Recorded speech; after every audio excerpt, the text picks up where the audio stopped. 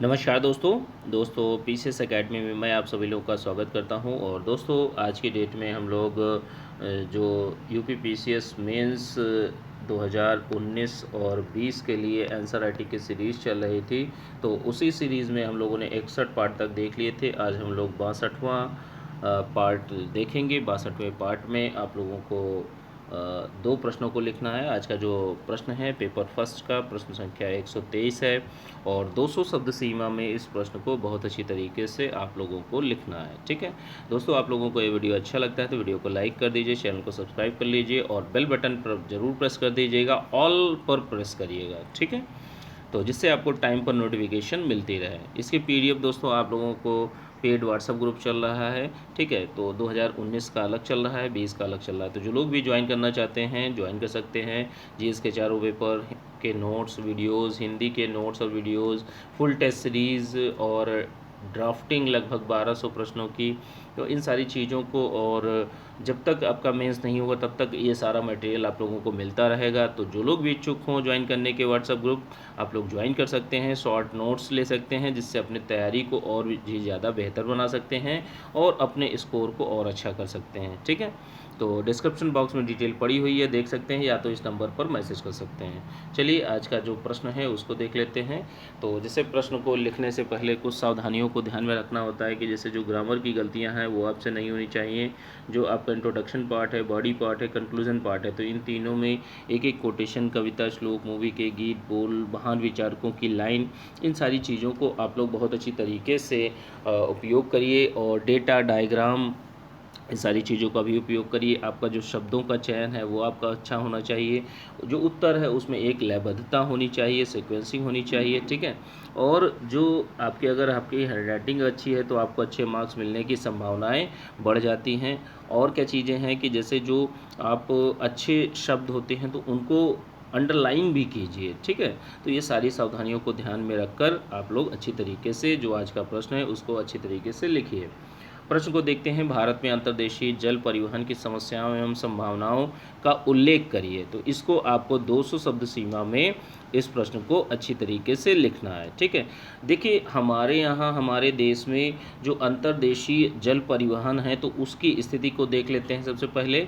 तो जहाँ तक स्थिति की बात करते हैं तो भारत में लगभग 14,500 किलोमीटर जल परिवहन योग्य जो एरिया है वो है। ठीक है, जिसमें से जो 3,750 किलोमीटर जल जो है वो मशीनीकृत नौकाओं हेतु योग्य माना गया है। और जिसका आप सोच कर देखिए कि इसमें से लगभग 200 किलोमीटर ही, ठीक है, 200 किलोमीटर पर ही जो ये जल परिवहन है उसका कार्य किया जा रहा है। तो कहीं ना कहीं ये चीज़ें आप देख सकते हैं किस मात्रा में हमारे यहाँ ये जो जल परिवहन प्रणाली है उसका उपयोग किया जा रहा है। अभी बहुत सारी मात्रा में उपयोग करना बाकी है।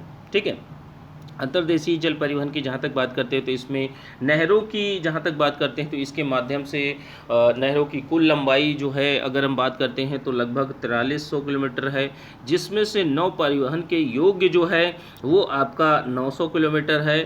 ठीक है, और जो इस समय नौ परिवहन किया जा रहा है वो मात्र 300 किलोमीटर पे किया जा रहा है। ठीक है, तो यह जो जलों के माध्यम से जो चीज़ें पहुंचाई जाती हैं, जो परिवहन है, ट्रांसपोर्टेशन का कार्य है, लोगों को पहुंचाना, तो ये सारे कार्य अभी उतनी अधिक अच्छी मात्रा में विकसित नहीं हो पाए हैं। तो इनको विकसित करने की आवश्यकता है वर्तमान में। ठीक है, जैसे टोटल अगर बात करें तो 4300 नहरों की लंबाई कितनी है, 4300 किलोमीटर है, और नौ परिवहन का कार्य कितने पे किया जा रहा है, मात्र 300 किलोमीटर, मतलब 4000 किलोमीटर का जो जल परिवहन है अभी भी इसका डेवलपमेंट करना आवश्यक है, अभी किया जाना बाकी है।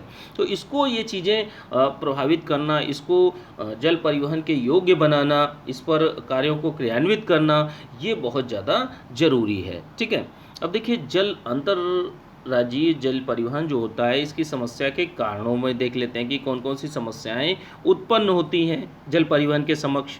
तो सबसे पहली चीज़ यही है कि हमारे यहाँ जो अधिकतर नदियाँ हैं वो मानसूनी हैं, मानसून के ऊपर इनकी निर्भरता बनी रहती है, जिससे क्या होता है कभी पानी रहता है कभी पानी नहीं रहता है। तो ये सारी चीज़ें, समस्याएं हमारे यहाँ रहती हैं। और क्या है कि जैसे हिमालयी नदियाँ जो होती हैं उन पर अधिकतर नदियाँ जो हैं जलप्रपातों का निर्माण करती हैं, जो कि जिसके कारण जैसे नर्मदा और ताप्ती है, तो इसमें जल परिवहन का कार्य जो है वो जो नौ परिवहन का कार्य है, तो वह कार्य इसमें बाधा आती है, जिसके कारण से यह कार्य को सुगम रूप से नहीं क्रियान्वित किया जा सकता। ठीक है, और क्या चीज़ें हैं कि जैसे नदियों पर क्या है, नदियों पर बहुउद्देशीय परियोजनाओं का भी निर्माण किया गया है। तो बहुउद्देशीय परियोजनाओं के कारण भी जो अंतर्राज्यीय जल परिवहन है, तो इसका सुचारू रूप से कार्य नहीं किया जा पा रहा है। अगली चीज़ क्या है कि जैसे हमारे यहाँ सिंचाई परियोजनाएं हैं, ठीक है सॉरी, जितने भी छोटी छोटी सिंचाई परियोजनाएं होती हैं, तो अब अगर सोच कर देखिए कि जैसे ये कोई नदी है, अब इससे छोटा छोटा सा अगर नदियां या मतलब छोटे पार्ट सिंचाई के लिए अगर काटे जा रहे हैं, तो जो मुख्य नदी की धारा है उसका वेग जो होगा, जो उसकी स्पीड होगी, वेग होगा, वह कम हो जाती है। ठीक है, जिससे क्या है कि जिससे जो जल परिवहन है वो उसके समक्ष समस्या उत्पन्न होती है, और लोग जल परिवहन की जो सेवाएं हैं उसका विकास नहीं हो पाता है। तो ये कुछ मोटे मोटे कारण हैं हमारे यहाँ, हमारे देश में जल परिवहन की समस्या के मुख्य कारणों को हम लोगों ने देखा। अब देखिए संभावनाएं कितनी हैं। संभावनाएं देखिए ये हैं कि जैसे देश का, जैसे हमारे यहाँ जो परिवहन का कार्य है वो सड़क मार्ग के द्वारा, रेल मार्गों के द्वारा, रेलगाड़ियों के द्वारा और वायु मार्ग के द्वारा किया जाता है। ठीक है, लेकिन इन सारे माध्यमों की जो कीमत है, जो लागत है, वो बहुत ज़्यादा है। जबकि जल परिवहन में क्या है, आपकी लागत बहुत कम आएगी, आप आसानी से एक जगह से दूसरी जगह पर सामान जो है आपका जो जो भी परिवहन कर रहे हैं जिस वस्तु का, तो उसको ईजिली आप लोग एक से दूसरे स्थान तक पहुंचा सकते हैं। तो इसीलिए भारत में जल परिवहन की जो विकास है, जल परिवहन व्यवस्था है, उसका विकास करने की आवश्यकता है। और क्या चीज़ें हैं कि जैसे मान लीजिए ट्रक है, ट्रक अगर दिल्ली से लेकर कन्याकुमारी तक जाता है तो कहीं ना कहीं वो प्रदूषण की समस्या को उत्पन्न करता है। दूसरी चीज़ क्या है कि जो लागत है वो बहुत ज़्यादा आती है। तीसरी चीज़ क्या है कि हमारे यहाँ पेट्रोलियम और डीजल की भी खपत को बढ़ाता है। तो इससे है क्या, इससे प्रदूषण की समस्या भी बहुत ज़्यादा विकराल रूप लेती है, जिसके कारण अगर हम लोग जल परिवहन मार्ग का अगर उपयोग करेंगे और इसका विकास अगर सही तरीके से आधुनिक तकनीकियों का उपयोग करते हुए अगर करेंगे, तो प्रदूषण की समस्या में कमी आएगी और बेहतर कम लागत में चीज़ें एक से स्थान से दूसरे स्थान तक पहुंच जाएंगी। और क्या है कि जैसे जल परिवहन क्या है, जल परिवहन को अगर बढ़ावा मिलता है, तो जल परिवहन प्रणाली को बढ़ावा देने में पर्यटन को भी बढ़ावा मिलेगा। अब जैसे जो टूरिज़्म सेक्टर है, तो इसको भी बहुत अच्छी तरीके से बढ़ावा मिलेगा, और अगर पर्यटन क्षेत्र को राजस्व की प्राप्ति होगी तो जीडीपी में भी, राज्य की जीडीपी में और देश की जीडीपी में, अर्थव्यवस्था में ये चीज़ें योगदान करेंगी जाकर। और क्या है कि लोगों को रोजगार भी मिलेगा। जैसे मान लीजिए जो लोग भी परिवहन प्रणालियां हैं, ठीक है, तो कहीं ना कहीं बोट या कोई ना कोई शिप के माध्यम से आप परिवहन का कार्य करेंगे। ठीक है, तो ऐसी स्थितियों में क्या है, ऐसी स्थितियों में जो बेरोजगारी की समस्या है, लोगों को रोजगार मिलेगा और एक बेरोजगारी की समस्या भी दूर होगी। और क्या है कि जैसे स्थानीय क्षेत्रों को भी लाभ होगा। जैसे मान लीजिए कोई भी बोट है या कोई भी नाव है, कुछ ना कुछ माल या लोगों को लेकर जा रही है आपकी कानपुर से इलाहाबाद। ठीक है, तो अब ऐसे में क्या है, ऐसे में स्थानीय लोगों को कहीं ना कहीं वो थोड़ा सा स्टॉप लेंगे, वहाँ पर कुछ आर्थिक गतिविधियाँ होंगी। ठीक है, वो खाने पीने का सामान कुछ ना कुछ, और बीच बीच में जैसे स्टे करने के लिए आप दुकानें सेटअप कर सकते हैं, छोटे छोटे से स्टॉल लगा सकते हैं, उनके माध्यम से लोगों को रोज़गार भी मिलेगा। और स्थानीय क्षेत्र जो भी हैं, आसपास के जो नदियों के आसपास के क्षेत्र के लोग हैं, उनको भी रोज़गार मिलेगा, उनके भी आय सृजन होगा, जिससे वो अपनी आर्थिक स्थिति को, अपनी सामाजिक स्थिति को बेहतर बना सकते हैं। तो इन सारी चीज़ों में बहुत बड़ी संभावनाएं हैं जल परिवहन की जो विकास है उससे संबंधित। ठीक है, तो इस तरीके से और भी अगर पॉइंट्स आपके दिमाग में आते हैं या कहीं से पढ़ा है, तो आप लोग इसमें प्रश्न में ऐड कर लीजिए, उत्तर में ऐड कर लीजिए, और बहुत अच्छी तरीके से इस प्रश्न को आप लोग बहुत अच्छी तरीके से लिखिए। ठीक है, चलिए अब आज का जो दूसरा प्रश्न है उसको देख लेते हैं कि यह प्रश्न जो है करंट अफेयर का प्रश्न है। ठीक है, प्रश्न संख्या 124 है और 125 शब्दों में इस प्रश्न को आप लोगों को लिखना है। ठीक है, तो प्रश्न क्या है उसको देखने से पहले जैसे वही चीज़ें कि जैसे कोई भी उत्तर लिखते हैं आप लोग, तो उसको लिखने से पहले कुछ सावधानियां होती हैं कि जैसे जो आपका ग्रामर की गलतियां हैं दोस्तों वो आपकी नहीं होनी चाहिए। जो इंट्रोडक्शन पार्ट है, बॉडी पार्ट है, कंक्लूजन पार्ट है, तो इन तीनों में एक एक कोटेशन, कविता, श्लोक, मूवी के गीत, बोल, ये सारी चीज़ें ऐड कर देते हैं तो आपका उत्तर और भी ज़्यादा बेहतर हो जाता है। तो इन चीज़ों को आप लोगों को बहुत अच्छे तरीके से समझना होगा, ठीक है। तथ्यों का समावेश करिए, डेटा, डायग्राम, इन सारी चीज़ों का समावेश करिए। और कुछ चीज़ें और भी हैं कि जैसे आप के उत्तर में लयबद्धता होनी चाहिए और जो आपको आपके शब्दों का चयन है वो अच्छा होना चाहिए, ठीक है। अगर आपकी हैंडराइटिंग अगर अच्छी है तो आपको अच्छे मार्क्स मिलने की संभावनाएं बढ़ जाती हैं, ठीक है। तो इस तरीके से सारी सावधानियों को ध्यान में रखते हुए आप लोगों को अच्छी तरीके से लिखना है। और दोस्तों आज की डेट में 3 महीने के लिए लॉकडाउन बढ़ा दिया गया है, ठीक है। तो जो लोग भी यूपीपीसीएस मेंस 2019 की तैयारी कर रहे हैं, जिनका एग्ज़ाम लगा हुआ है, अब जब भी होगा तब तक आपका पेड व्हाट्सएप ग्रुप चलता रहेगा। 2020 की जो लोग तैयारी करना चाहते हैं तो उन लोगों के लिए भी है, पेड व्हाट्सएप ग्रुप चल रहा है। तो जो लोग भी ज्वाइन करना चाहते हैं डिस्क्रिप्शन बॉक्स में डिटेल पड़ी हुई है, देख सकते हैं। जो इस समय है, जैसे आप लोगों ने कहीं से भी पढ़ा हो, इस समय आप लोग मेंस के जीएस के चारों पेपर के नोट्स, हिंदी एसए के नोट्स, फुल टेस्ट सीरीज़ लगभग 100 टेस्ट सीरीज़ आपको मिल जाएंगी, ठीक है। और उसके साथ में आपको ड्राफ्टिंग भी 1200 प्रश्नों की ड्राफ्टिंग मिल जाएगी। तो इन सारी चीज़ों से आप लोग अच्छे से तैयारी कर सकते हैं और जो समय मिला है उसको सदुपयोग कर सकते हैं, ठीक है। तो जो लोग भी ज्वाइन करना चाहते हैं ज्वाइन कर सकते हैं, डिस्क्रिप्शन बॉक्स में डिटेल पड़ी हुई है, या तो इस नंबर पर मैसेज कर सकते हैं। चलिए आज का जो प्रश्न है, प्रश्न को देखते हैं। गर्भ का चिकित्सकीय समापन संशोधन विधेयक अभी 2020 की प्रमुख विशेषताओं को बताइए। देखिए अभी हाल ही में गर्भ का चिकित्सकीय समापन संशोधन विधेयक 2020 जो है संसद द्वारा पारित किया गया है, ठीक है।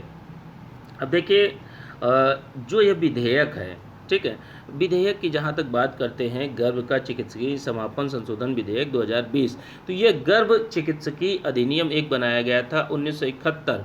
तो उसमें यह संशोधन के प्रावधान किए गए हैं और इसमें कुछ प्रावधान किए गए हैं कि जैसे 20 माह की गर्भावस्था के लिए एक पंजीकृत जो डॉक्टर्स होते हैं, चिकित्सक जो होते हैं, उनकी राय लेना। जैसे मान लीजिए आपको अबॉर्शन करवाना है, ठीक है, और 20 माह का समय हो चुका है, तो इसके बाद में आप एक पंजीकृत डॉक्टर से राय लेने के बाद ही आप यह समापन करवा सकते हैं। गर्भ का चिकित्सकीय समापन जो है करवा सकते हैं।